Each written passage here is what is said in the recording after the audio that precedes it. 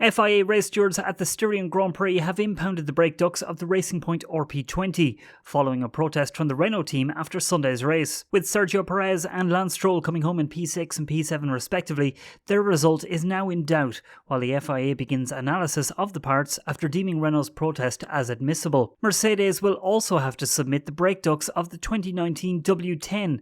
That's to allow the FIA to compare the parts of the championship-winning car against their customer team's 2020 car, which has picked up the nickname the Pink Mercedes due to its striking resemblance to the 2019 Merc. Renault lodged the protest focusing on Appendix 6 of the FIA Sporting Regulations, which covers listed parts and what can and can't be shared across teams. A competitor shall, in respect of the listed parts to be used in its cars in Formula 1, only use listed parts which are designed by it. Article 2C adds, in the case of the outsourcing of design, such a third party shall not be a competitor or a party that directly or indirectly designs listed parts for any competitor. The protest from Renault could be seen as payback for Racing Point protesting Renault's brake bias system at last season's Japanese Grand Prix, especially seeing as how several other midfield teams have grudgingly accepted the 2020 Racing Point design. The stewards then decided that Renault have a valid case for complaint and will now seek a more detailed investigation. The stewards explained, with regards to front and rear brake ducts used on cars 11 and 18,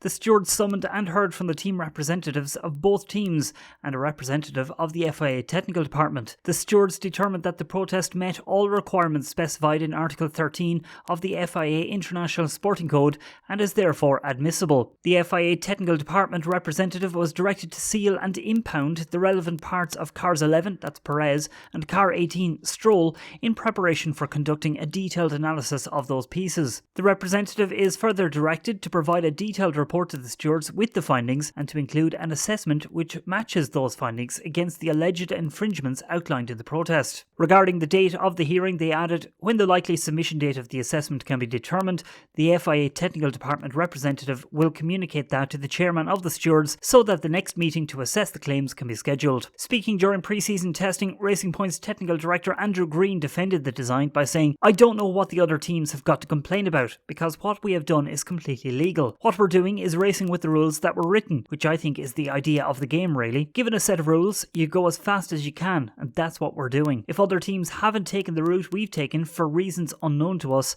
that's their decision. They had the opportunity to do exactly what we did. They elected not to, for reasons I don't know. This is something we've been wanting to do for a very long time and haven't had the budget to do. It gives me encouragement that other people are talking about us, people are complaining about us. That is a good indication to me that we're doing something really good. If we're at the bottom of the pack, no one will mention what we've done at all. It boils down to the fact that some of the teams may not have done as good a job as they should have done, and I think they'll probably be seeing that. A statement from Racing Point says, BWT Racing Point F1 team is extremely disappointed to see its results in the Styrian Grand Prix questioned by what it considers to be a misconceived and poorly informed protest. Any and all suggestion of wrongdoing is firmly rejected, and the team will take all steps necessary to ensure the correct application of the regulations to the facts. Prior to the start of the season, the team cooperated fully with the FIA and satisfactorily addressed all questions regarding the origins of the design of the RP20. The team is confident that the protest will be dismissed once it has presented its response. That's it from me for the moment. Don't forget to like and subscribe and follow me on Twitter at Thomas Marr on F1.